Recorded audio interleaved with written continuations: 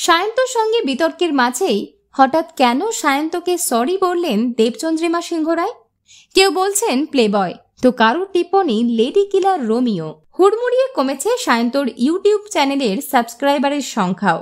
3 প্রাক্তন প্রেমিকা তথা দেবচন্দ্রিমা সিংহ রায়, প্রিয়াঙ্কা মিত্র এবং কিরণ মজুমদার একজোট হয়ে তার বিরুদ্ধে এনেছেন একের পর এক অভিযোগ।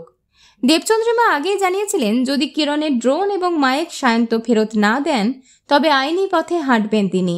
সায়ন্ত ফেরত দিয়েছেন। এর মাঝেই হঠাৎ প্রকাশ্যে সায়ন্তকে সরি বলতে দেখা গেল দেবচন্দ্রিমাকে। সায়ন্তর উদ্দেশ্যে দেবচন্দ্রিমা বলেন, আপনাকে যতটা চিনি আমি জানি আপনার মানসিক অবস্থা এখন কি আছে। খারাপ লাগছে। আপনার সঙ্গে কথা বললে হয়তো আপনাকে বোঝাতাম আপনার ভুলটা কোথায়। এরকম কেন হয়ে গেলেন? সঙ্গদোষে অঙ্গ নষ্ট। আপনারও হয়তো এটাই হয়েছে। এখানেই না থেমে তাকে আরও বলতে শোনা যায়, আপনাকে শত্রু বলে আজও আমি মনে করি না। অনেক মানুষের খারাপ করেছেন। ভগবান বোধহয় আপনাকে শেষ সুযোগ দিচ্ছে। আপনি শুধরে যান, আর এরকম করবেন না। আর আমি আপনার সাথে যা করেছি তা ভালোবাসায় করেছি। সেসব হিসেব আমি আর চাইছি না।